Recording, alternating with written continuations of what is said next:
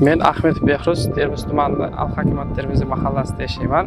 Yoshlarga ajratilgan yer uchastkalarini auksionda yutib olib, dehqon xo'jaligi bilan shug'ullanib boshladik. Dastlab 50 sotixga piyoz yetishtirib kelyapmiz.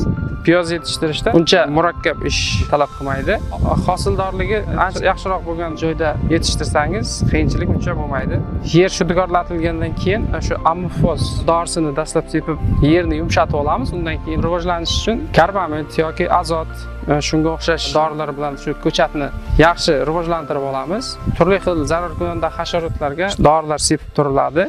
Chobiqlarni ham o'z vaqtida qilish kerak. Ortiqcha begona o'tlarni yulib tozalab turish kerak. Bu koreyskiy piyoz navi bo'ladi. U ekilgandan keyin 120 kunda tayyor bo'ladi. Boshqa piyozlardan shu katta yirikligi tez rivojlanishi bilan ajralib turadi. O'rtacha shu sof daromad 80-100 million atrofida bo'ladi. Ayni bahor vaqtida shu turli xil zararkunanda hasharotlar, organizmlarga qarshi Ridamen degan dori sepiladi. Piyozni yaxshi unib o'sib, hasharotlarga qarshi kurashishda yaxshi samara beradi. Agrotexnik tadbirlarni to'g'ri yo'lga qo'ysa, yaxshi serhosil daromad olsa bo'ladi. Bu yerda hozir kechki piyoz navimiz. Undan oldin shu erta pishar koreyskiy piyoz urug'ini ekib sotdik. 50 sotix joydan 3dan 1 qoldi hozir. Qismi sotib bo'lindi. 50 sotix joydan 32 tonna piyoz sotdik. Kechki variantimiz mayda oxiri iyun oyiga tayyor bo'ladi. Niyatlarimiz katta, shu yaxshi daromadlar olishni ko'zlab turibmiz.